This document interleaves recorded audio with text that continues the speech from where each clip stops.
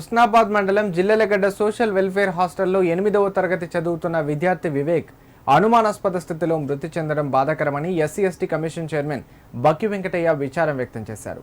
బాధ్యులు ఎంతటి వారినైనా వదిలిపెట్టబోమని, ఖచ్చితంగా శిక్ష పడేలా చూస్తామని బాధిత కుటుంబానికి భరోసా కల్పించారు. సిద్దిపేట జిల్లా నంగనూరు మండల కేంద్రానికి చెందిన 8వ తరగతి చదువుతున్న విద్యార్థి వివేక్ కుటుంబాన్ని SC ST commission chairman Bakki Venkataiah, గ్రంథాలయ జిల్లా chairman Kyadam Lingamurthy, SC ST member Konkati Lakshminarayana పరామర్శించారు.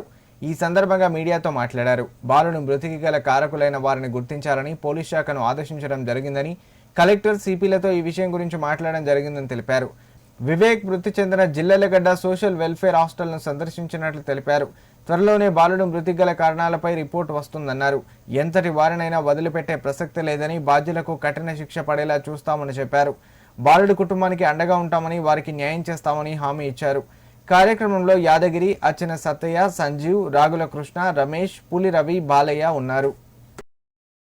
జిల్లెలగడ్డ ఎస్సీ ఎస్టీ గురుకుల్ పాఠశాలలో మరి వివేకు చావడం చాలా బాధాకరం, చాలా దుర్మార్గమైనటువంటి చర్య. దీని అందరం కూడా ప్రగాఢమైన సానుభూతి తెలియజేస్తున్నాం వారి కుటుంబానికి. ఇప్పుడే అక్కడ సందర్శన జరిగింది, ఆ తర్వాత ఇక్కడ రావడం జరిగింది. ముఖ్యంగా అక్కడ కలెక్టర్ గారితో మాట్లాడినాం, సిపి గారితో మాట్లాడినాం. తప్పకుండా ఒక ఇన్వెస్టిగేషన్ ఆఫీసర్ను మరి ఎస్సీ కమిషన్ ఈడీ విజయభార్గవ్ ఇవ్వడం జరిగింది. ఆయన తొందరగానే నివేదిక సమర్పిస్తాడు. పోస్ట్ మార్టం రిపోర్ట్ రావాల్సి ఉన్నది. మరి తర్వాత పోలీస్ శాఖ నుంచి కూడా సిపి గారు కూడా ఒక రిపోర్ట్ తయారు చేస్తారని చెప్పిండు. మరి 3 రిపోర్ట్ వచ్చిన తర్వాత మరి దోషులు ఎంతటి వారైనా శిక్ష తప్పదు, మరి వాళ్ళ శిక్షను తప్పించుకోలేరు.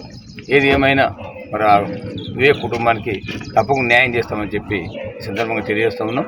మరి గౌరవ జిల్లా మంత్రి గారు పొన్నం ప్రభాకర్ గారితో కూడా మాట్లాడడం జరిగింది.